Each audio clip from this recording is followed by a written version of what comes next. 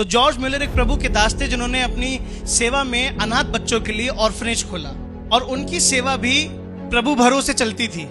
पहले 5 बच्चे हुए, उनके दरवाजे पे कोई छोड़ गया, फिर 10 बच्चे, फिर 15 बच्चे, फिर 20 बच्चे, फिर 25 बच्चे, फिर ऐसे करते करते उनको बहुत सारे आसपास की जगहें रेंट पे लेनी पड़ गई, क्योंकि बच्चे बढ़ते चले जा रहे थे। और उनकी सेवा भी हम लोगों की तरह विश्वास पे चलती थी, जैसे हमारी चलती है। तुम लोग जो मेरे साथ रहते हो तो देखते, ऐसे उनकी सेवा भी विश्वास पे चलती थी। तो एक दिन उस ऑर्फनेज में इतना ही खाना था कि दोपहर का खाना खाया जा सकता था। तो दोपहर का जब खाना कुक लोग बना रहे थे, तो जॉर्ज मिलर पास्टर के पास आकर कुक ने कहा, पास्टर आज सिर्फ बच्चों के लिए दोपहर तक का खाना है, रात के लिए खाना नहीं है, क्या करना है? तो जॉर्ज मिलर ने कहा कि यहाँ प्रभु की उपस्थिति रहती है, प्रभु ही कुछ करेगा, मेरे पास भी पैसे नहीं है। रात हो गई, खाने का समय हो गया, तो कुछ 8:30-9 बजे तक बच्चे खाने के समय के मुताबिक टेबल पर बैठ गए, अपने अपनी जगह ले ली। वहां पर पास्टर जॉर्ज मिलर भी आए, और जब वो बैठे तो पास्टर जॉर्ज मिलर ने कहा कि चलो खाने की दुआ करें।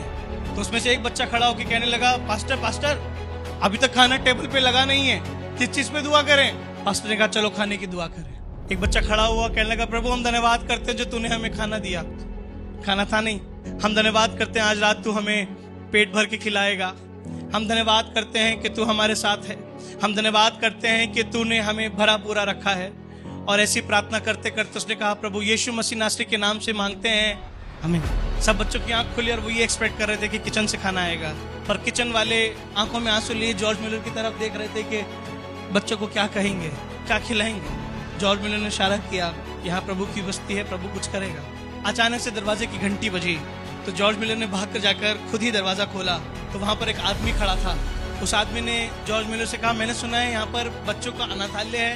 तो उसने बोला, हाँ जी है। कहने लगा कि मैं एक बेकरी में काम करता हूँ और बहुत सारा खाना किसी की डिलीवरी के लिए लेकर के जा रहा था, पर ठीक आपके अनाथालय के सामने मेरी गाड़ी खराब हो गई, और अब जब तक दूसरी गाड़ी आएगी या मैं दूसरी गाड़ी करूंगा खाना खराब हो जाएगा।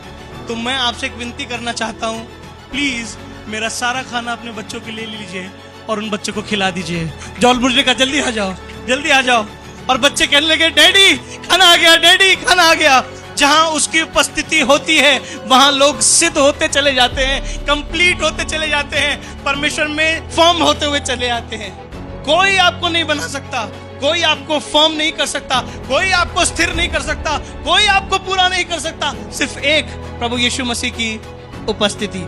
और ऐसा ढेरों बार मेरे साथ भी हुआ है, जहां आखिरी मोमेंट पे मैंने परमेश्वर को अपने लिए काम करते हुए देखा है।